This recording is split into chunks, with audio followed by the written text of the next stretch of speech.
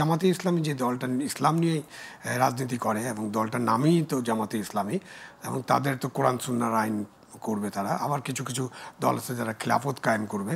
তো এই ইসলামী দলটার তো পাকিস্তানের রাজনীতিতে একসময় ক্ষমতায় যাওয়ার কথা ছিল, কারণ পাকিস্তান একটা ইসলামী প্রজাতন্ত্র ছিল। তো তারা তো কখনো সেখানে যায়নি।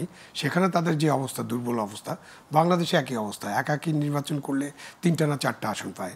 যখন বিএনপি তাদেরকে ছাড় দেয় তখন তারা একটা ডাবল ফিগারে পৌঁছার মতো অবস্থা হয়। তো এইটা থেকে খুব বেশি পরিবর্তন হয়েছে বলে আমার মনে হয় না, কিন্তু তাদের বেড়েছে, কর্মী সংখ্যা বেড়েছে, তাদের কিছু কাজ বেড়েছে এবং কাজটা দেখা যায় তাদের কাছে অর্থবিত্ত বেড়েছে, তাদের যে দল চালানোর মতো। যেমন এই যে ইসলামী যে জলসাটা হলো বা ইসলামী যে তারা যে ইসলামী আন্দোলন যে সভাটা করলো, সেই সভার ব্যাপারে ইসলামী আন্দোলনের একজন নেতার সাথে কথা বলছিলাম যে এটা আপনারা কিভাবে অর্গানাইজ করেন, এত লোক আসবে এটা আসবে। তো তিনি যেটা আমাকে বললেন যে তাদের এটার বাজেট ছিল 3 কোটি টাকা। তো 3 কোটি টাকা, ওই 3 কোটি বলে নেই, তারা আমাকে যেটা বললেন যে তাদের এখান থেকে নাকি 50 লক্ষ টাকা উপার্জন হবে কেন্দ্রীয় কমিটির।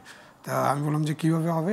তখন উনি বললেন যে তারা যে 1/3 তারা নিজের টাকা আসবে, নিজের টাকায় খাবে, বাদ ভাড়াও নিজেরা দেবে এবং 1/3 টাকা আবার ইয়াকে দেবে, কেন্দ্রকে দেবে, সেখান থেকে তাদের 50 লক্ষ। সো 1/3 পর আমি গুনটুন করে দেখলাম এবং অন্যান্য হিসাব করে দেখলাম যে 3 কোটি 4 কোটি টাকার বাজেট নিয়ে তারা কাজ করে এবং তারা সেটা অর্জন করেছে। সেটা আমার কাছে মনে হচ্ছে যে তাদের কাছে এখন অর্থ, বিত্ত, ব্যবসা এগুলো তারা ভাবতে বেড়েছে এবং এগুলোতে তারা মনোনিবেশ করেছিল।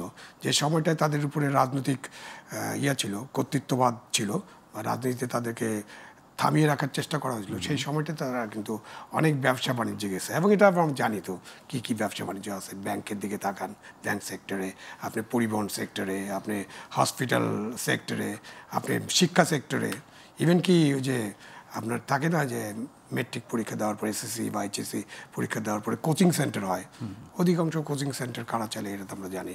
সো ওই অর্থে তাদের কিছুটা বেড়েছে, বাট তারা যে একেবারে ক্ষমতায় যাওয়ার মতো ভোট পাবে বা তাদের জনপ্রিয়তা ওই জায়গায় যে তারা একটা বড় বিরোধী দল হতে পারবে, সেটা আমার মনে হয় না।